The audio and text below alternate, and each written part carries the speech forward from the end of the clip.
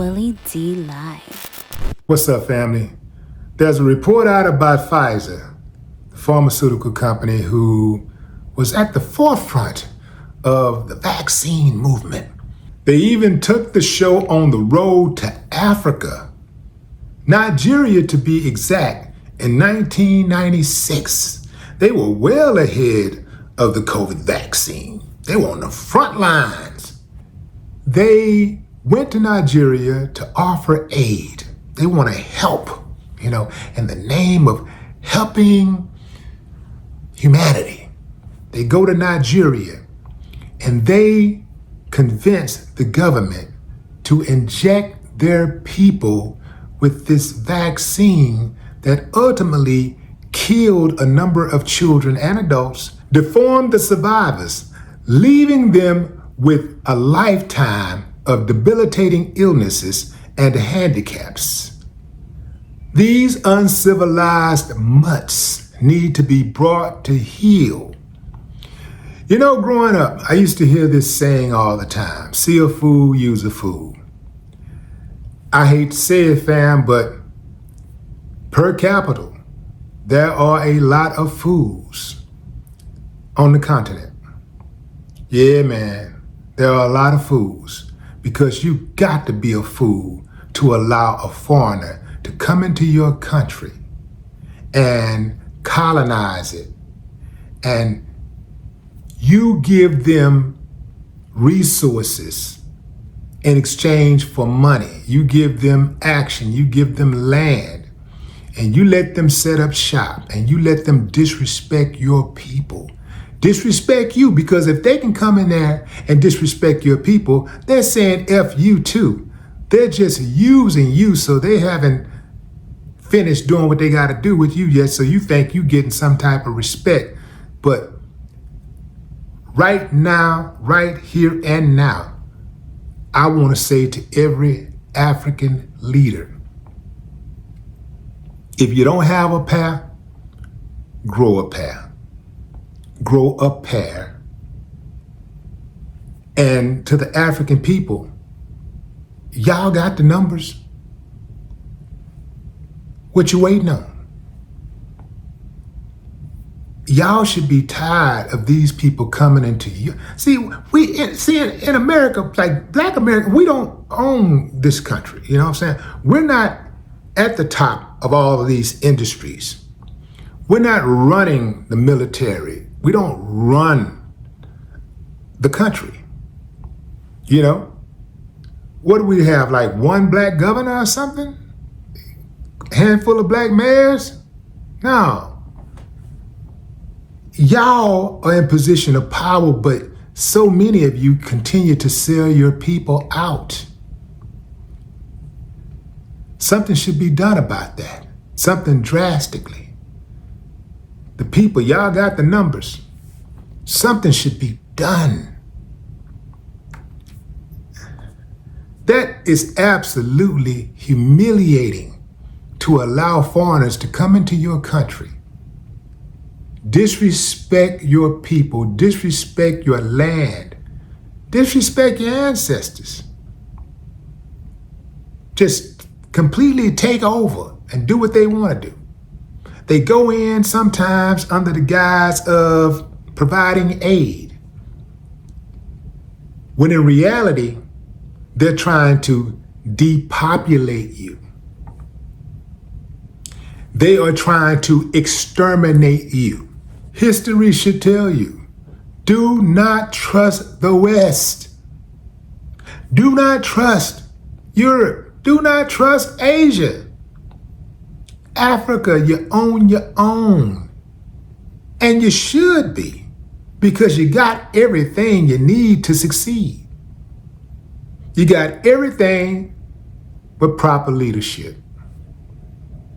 That's all you're lacking. Everything that Africa needs to thrive is right there in Africa. Why do you think everybody wants to come to Africa and set up shop and get paid? Getting to the money. Yeah. Now, Some people say, well, if that's the case, why so many Africans running to America? Why they leaving? Why they going to the UK? Because the people, the citizens, the regular folks, they're being cut out. They're getting cut out of the action in the leadership, the upper echelon, executive management branches. They're stuffing their pockets. They're the only ones getting paid. So a lot of Africans flee to have a better life, at least a better life financially. Because you come over here to the United States, you're going to be trying to run your ass right back to where you came from as soon as you get over here and see what's going on. I think that this is really a blessing in disguise for Africa, for Nigeria. This is a blessing in disguise. Because now that Trump has cut U.S. aid to Africa, Africa has to really look around and say, okay, we got to do for self. Let's be creative. Let's be innovative. Let's put our brains together and come up with a plan and actualize it. That's what Africa, that's what Nigeria can do for itself. Get to a point to where you no longer rely on the West. It's like the black people who live right here in America who have taken welfare for years.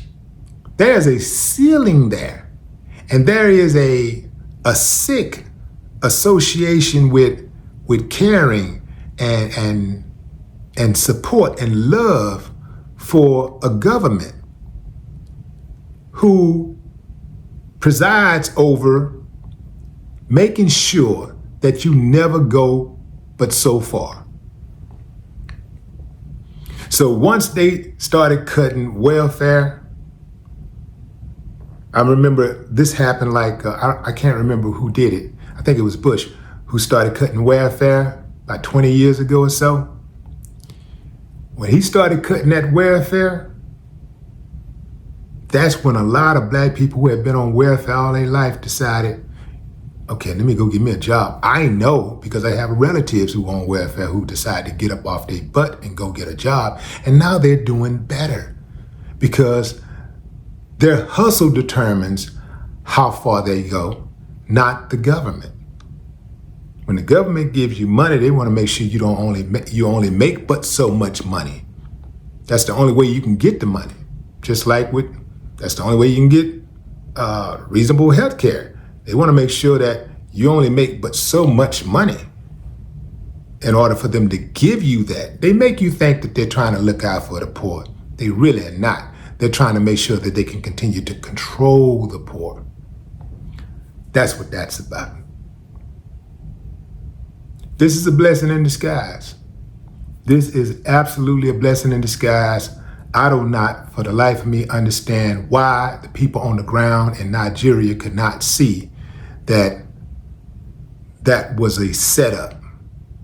When they came over there offering to help, you should have automatically been suspicious, like, no, we're going to develop our own vaccine, because one thing we are not going to do is exterminate our own people. Now, can't be absolutely sure that's what they got in mind, but we know they got a history. We know they have the propensity. We know they got that gene. Yeah.